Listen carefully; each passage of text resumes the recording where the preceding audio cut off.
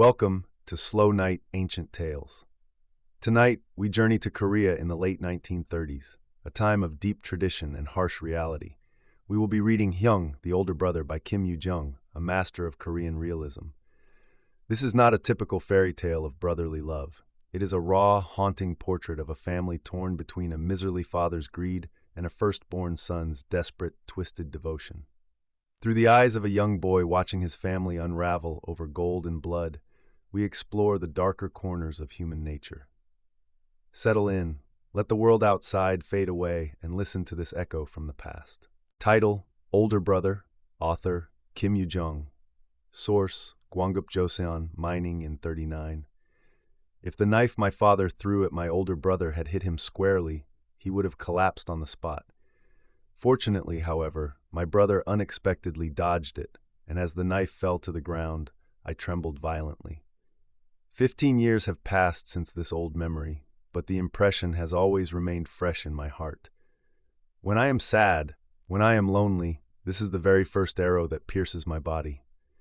It is an event of the past now, but having witnessed it with a young body not yet 10 years old, how much must my heart have pounded?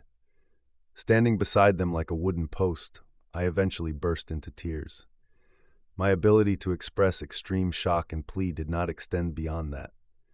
I do not know whether the fault of this miserable dispute between father and son lay with my father or my brother. And I did not try to find out.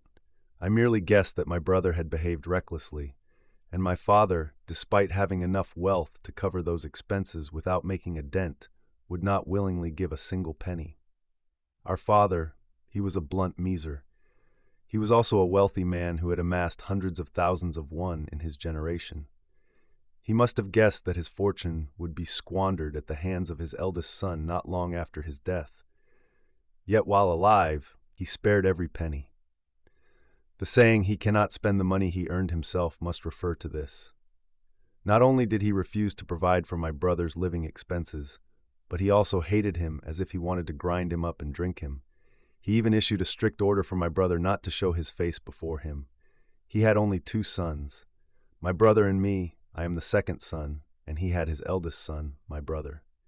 Moreover, after losing our mother, whom he loved dearly, my father suppressed his erupting anger with sheer will and raised us young children single-handedly, but unfortunately he ended up bedridden with a chronic illness he couldn't shake off.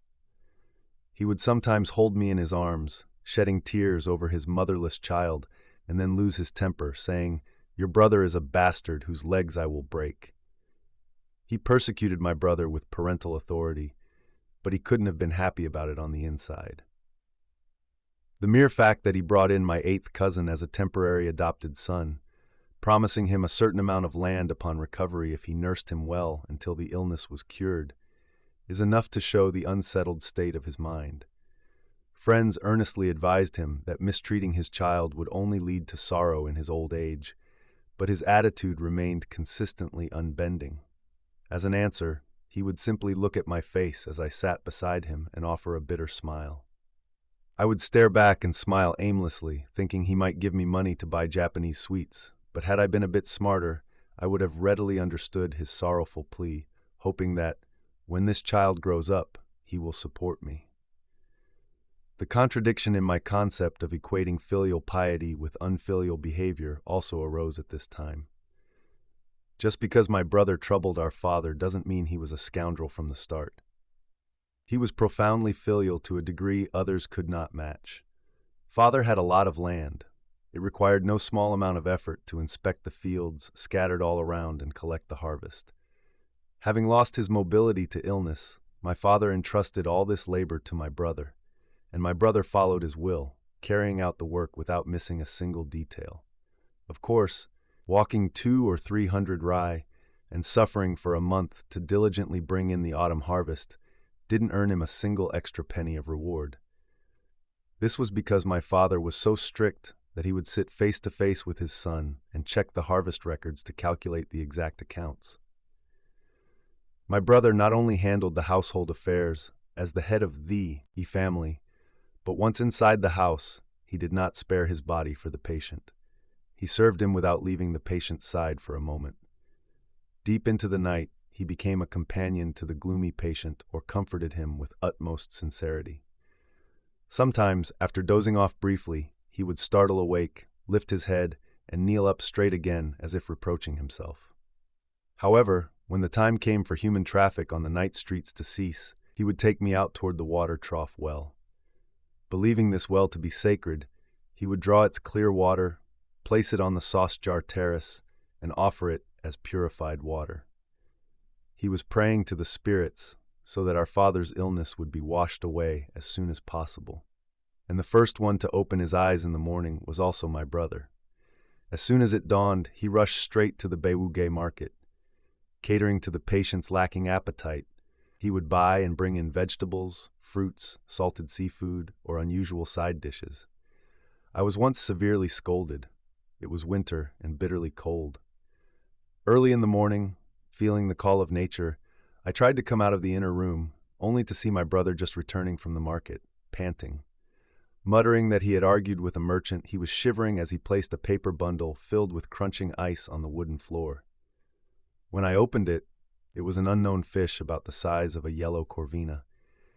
He threw off his overcoat and hat, ordered me to bring water and a knife, and fussing about, he personally gutted and washed it, placed it on a grill, and carefully roasted it while brushing it with soy sauce. He had younger sisters and a wife, but he claimed, if those wenches do it, they'll just steal a bite, and since they do it carelessly, the patient won't be able to eat it. Sizzling on the grill, the savory smell of that unknown fish greatly whetted my appetite. I always shared a dining table with my father, so the slightly more appetizing food was mine. That day, too, I sat at the table, and even before my father took his spoon, I eagerly stuck my chopsticks into the fish I had been eyeing earlier and stirred it up. At that moment, catching a sidelong glance from my brother, who was sitting at a separate table, glaring as if to kill me, I flinched. However, thinking, surely not, with father right here protecting me, I hesitantly began picking at it again. A moment later, my brother drank a bowl of water and slammed the bowl down on the table, intentionally making a loud noise. Since an elder was present, he couldn't scold me outright, so he was intimidating me with a bluff. Feeling both embarrassed and scared, my face turned bright red, and I sat there in a daze, unable to put the fish I had picked up into my mouth. Catching on to this, my father laughed heartily and said, "Go ahead and eat. Only when you eat well and grow up fast will my stomach be full." He looked very satisfied. Of course, it could have been out of affection since I was the youngest son, but the laugh was probably out of pride in the utmost devotion of his eldest child, who was acting as his own arms and legs. Idle money makes one an easy prey to debauchery. My brother fell into debauchery. If it's debauchery, it sounds a bit more noble to call even a vulgar thing love. Let's just call it love for his sake. Around the age of 18 or 19, he fell into senseless love. He had married at 15, but it was a wife his parents had gotten for him, and he didn't like her face. He was studying Chinese characters in the guest room. During the day, out of fear of our father's strict orders, he stayed in the room pretending to study, humming half-heartedly, but when the night deepened, he would slip out. Then he would sneak back in at dawn to sleep. Of course, as for money, he had been pilfering little by little from the elder's pockets, making a lump sum to spend.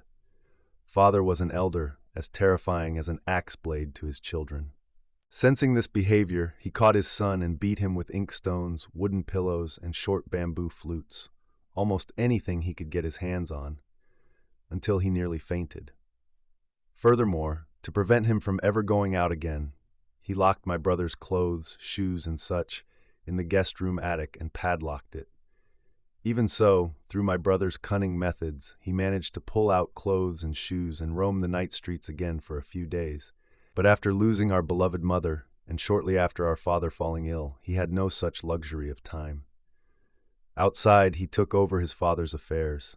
Inside, he nursed his illness, fulfilling his filial duties without a moment to rest, so the neighborhood buzzed with praise for this unprecedentedly filial son. The illness deepened day by day. A full year passed since he took to his bed, and as the dry leaves rustled and fell once again, both the patient and the caregiver couldn't help but feel a tedious sorrow. Then one day, my brother knelt respectfully beside the bed and opened his mouth, saying, "Father." He stated the necessity of remarrying anyway, even for the sake of his father's illness, claiming that his current wife was foolish, an idiot who didn't know how to serve her parents-in-law, and it would be better to send her back to her maiden home. At that time, father put on a serious face, scrutinized his son's face once more, and simply said, "No." He said, "Not while I am alive." Although father had also involved himself in numerous affairs in his youth, he basically ordered his son to correctly pronounce it Barampung, even though he himself lisped it as Patampung.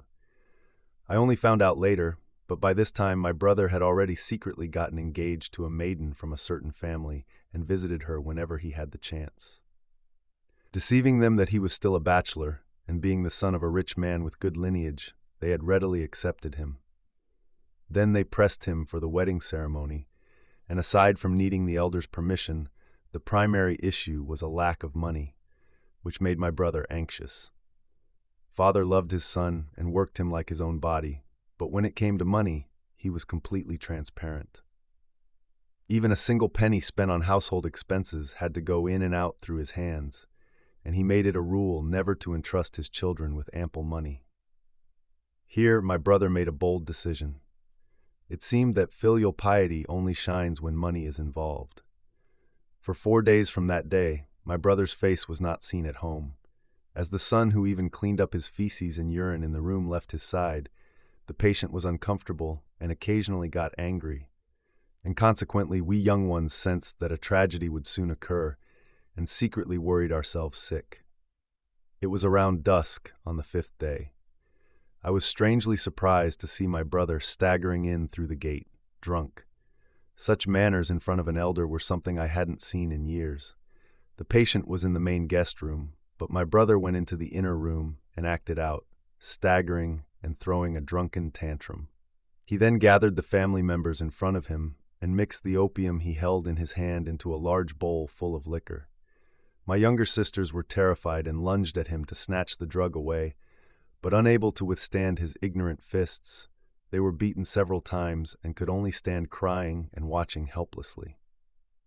Having completely dissolved the drug in the alcohol, he lifted the chamber pot and hurled it onto the main wooden floor with a loud crash, then solemnly called out our father's name, and declaring, "I am dying in my precious youth because of you," he sobbed loudly.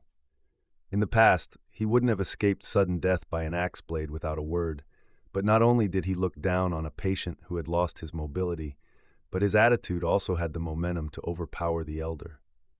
However, perhaps a small cabinet in the guests' tea room was smashed, as along with a crashing sound, a roar exploded.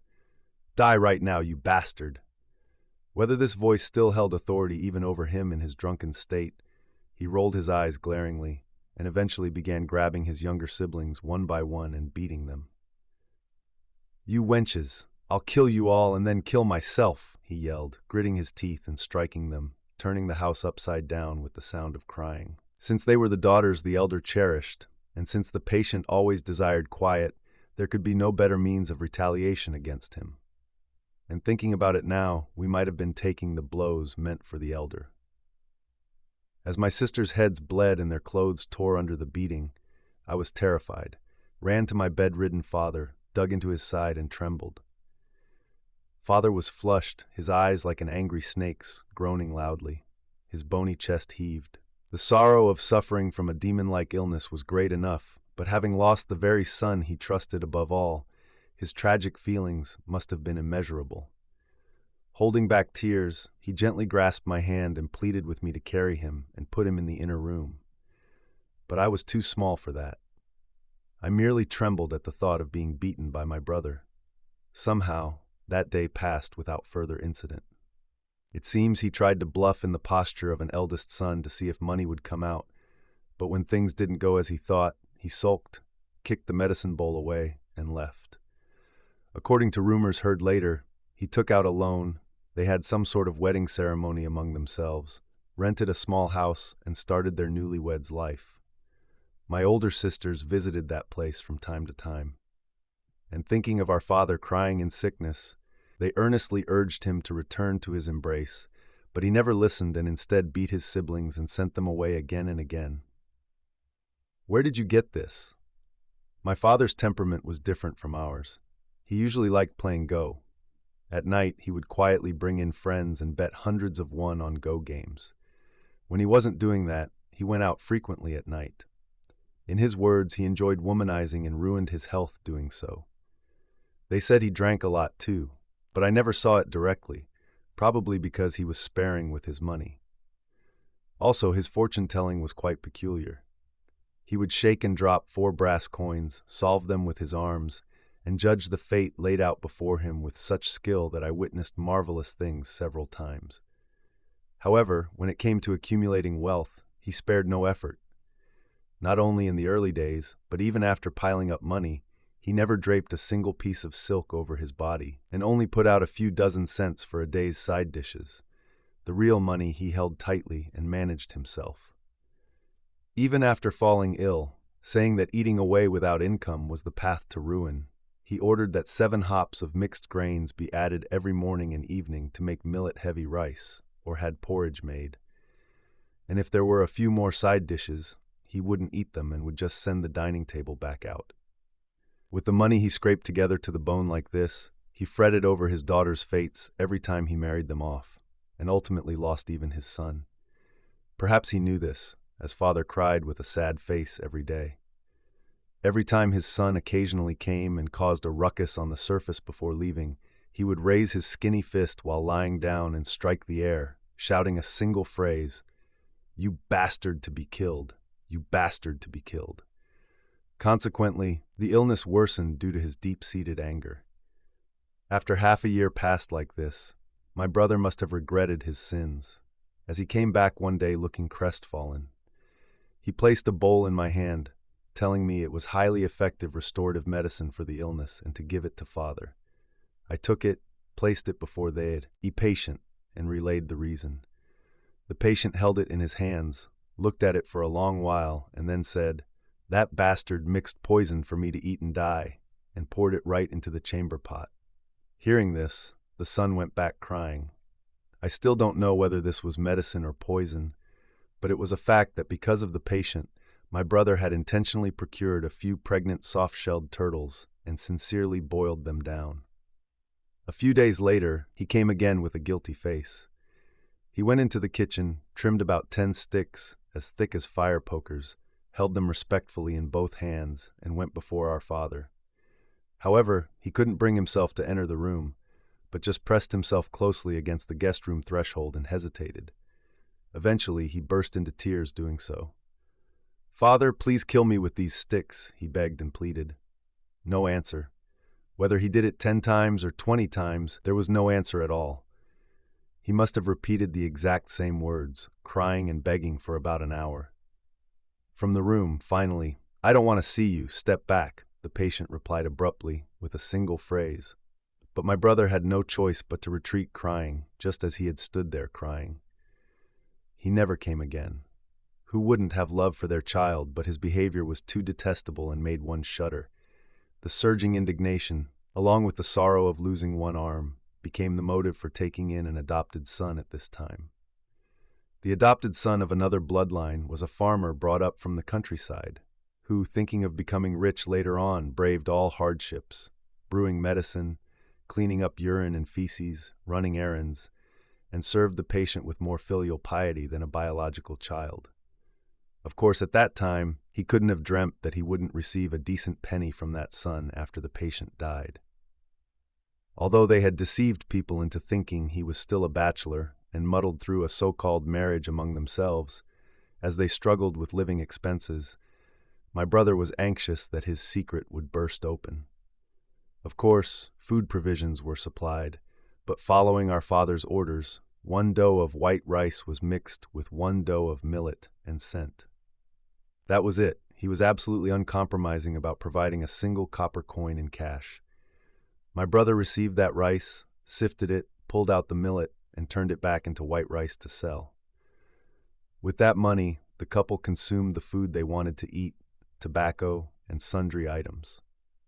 Hearing this rumor, our father scolded them not to send it any more from then on. Judging by the detestable nature of a child who rebelled against his father, he would have broken his legs on the spot. But since doing even that much would be difficult if not for him, and moreover thinking, what luxury would that bastard enjoy doing that? He seemed to have become furious. The physical combat between father and son began here. His lifeline cut off. My brother would occasionally run over and pressure me. He would drag me around the corner of the wall, put his mouth to my ear, and whisper, "I'll buy you Japanese sweets later," so sneak to the head of father's bed while he is sleeping, open his bag, and take out the savings book and his seal.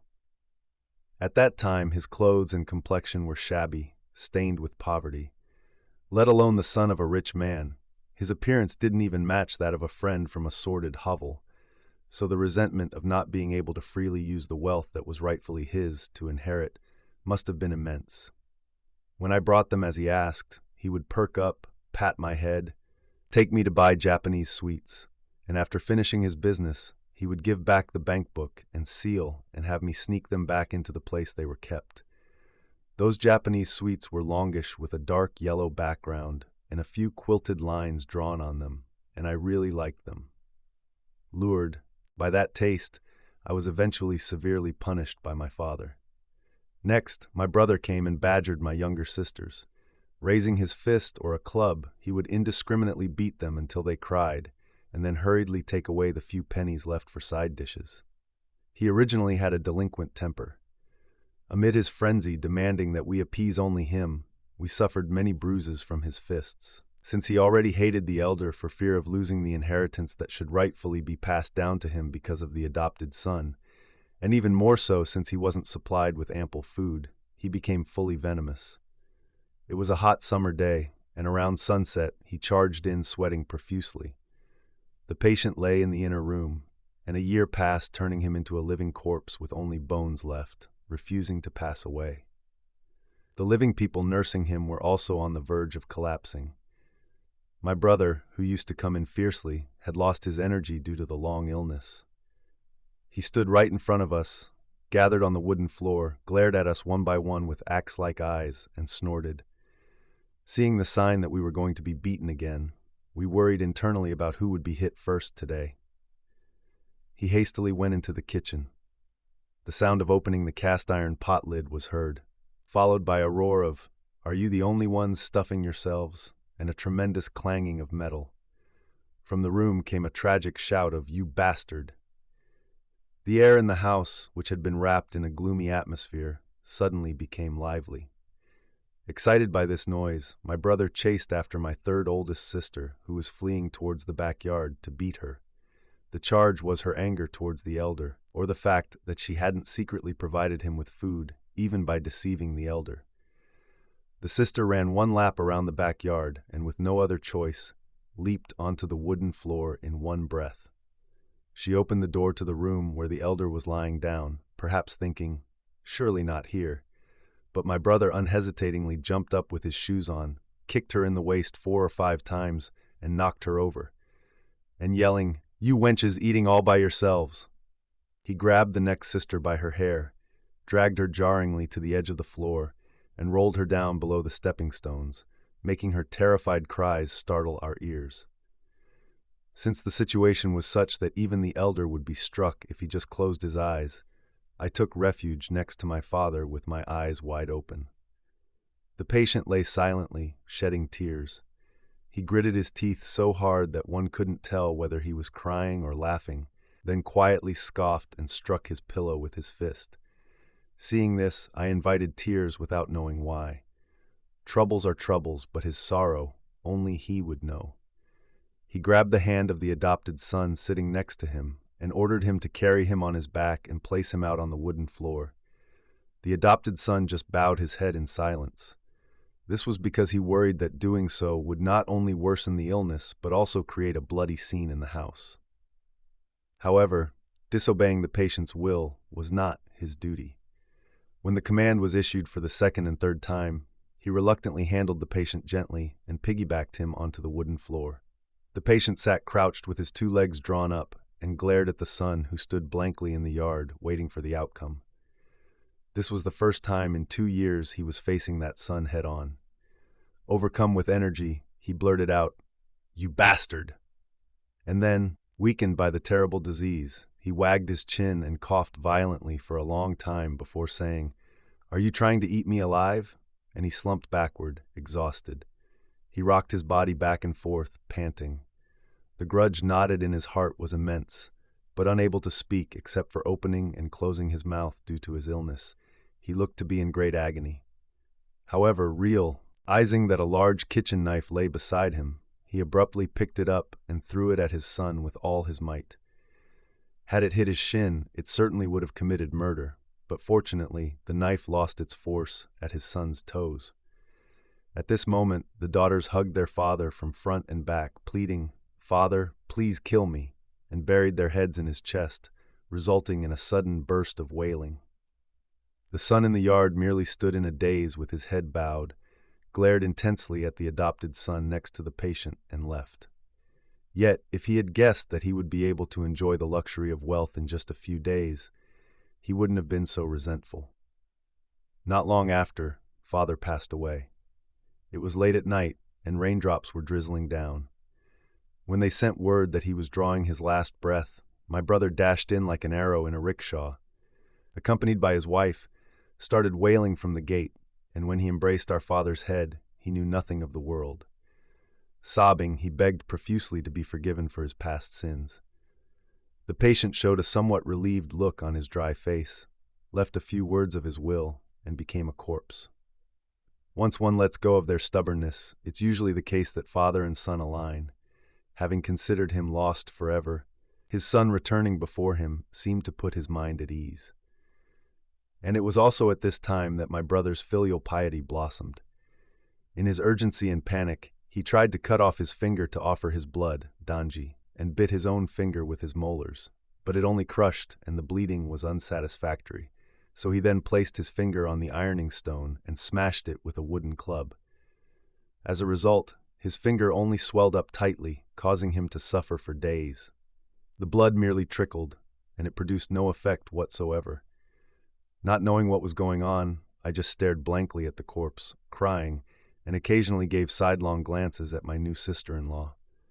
After crying sadly while massaging her father-in-law's corpse in broad daylight, someone she hadn't seen before, she ordered my brother to straighten the corpse's twisted legs. Her husband obeyed. If I had known then that my youth and my future path would follow my father's corpse, I would have held on to him and cried continuously for a month or two. But I was an ignorant child who knew nothing of people. Sorrow was sorrow, but my father's annoying funeral affairs bothered me endlessly. This was because my brother and I handled the morning ceremonial food together, but I was in charge of the evening ceremonial food alone. If I didn't stand alone wearing mourning clothes, leaning on a bamboo staff, and crying out loud, even if forced, I would instantly receive a club beating from him for the sin of disrespect. Meanwhile, unable to manage his excessive wealth, he would wander the night streets, and by dawn, he would come in dead drunk with a new woman by his side. Grasping a fortune and becoming the head of the household, he enjoyed every possible pleasure. But one day, he frowned. Neglecting to count the bundles of banknotes in the iron safe, he discovered that 5 10-1 bills had gone missing. In the morning, after wailing at the morning shrine, he went into the inner room and summoned our second oldest sister, who had already married and left home. Then an order was issued that no one else was to come anywhere near them. He closed the room door tightly, muttered for a long time, and then, this wasn't the sound of beating, it was definitely the sound of killing. A fainting scream of "Egagaga" was heard, followed by gasping and panting groans, and then "Egagaga" again. Checking later, the unfortunate person who went to prepare the sacrificial food for our father's 1st and 15th day rites the previous night was this sister, and under the suspicion that she might have diverted that money elsewhere during this opportunity, she suffered such torture. At first, they stripped her naked, leaving only her skirt, searched and shook out all her clothes one by one. But when the money didn't turn up, he immediately flipped her over, kicked her, and beat her, erupting in fury. Still, he didn't obtain any clues, so how could the third, fourth, and youngest sisters, not to mention our sister-in-law, the maidservant, or even young me, escape that torture? The youngest sister held a handful of her pulled-out hair in her palm, touching it and crying endlessly.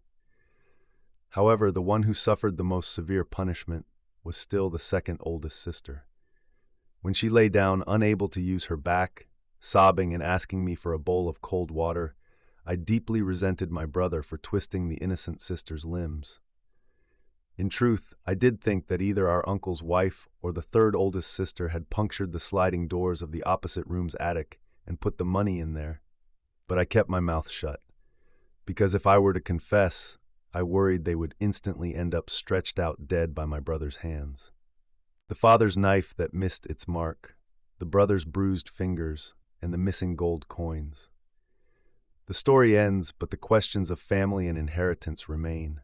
As the cold winds of 1930s Korea soften into the silence of your room, may you find the peace that the characters in this tale so desperately sought. Let the weight of the story lift from your shoulders, leaving only the gentle rhythm of the night. Sleep well, and may your dreams be kinder than reality. Good night.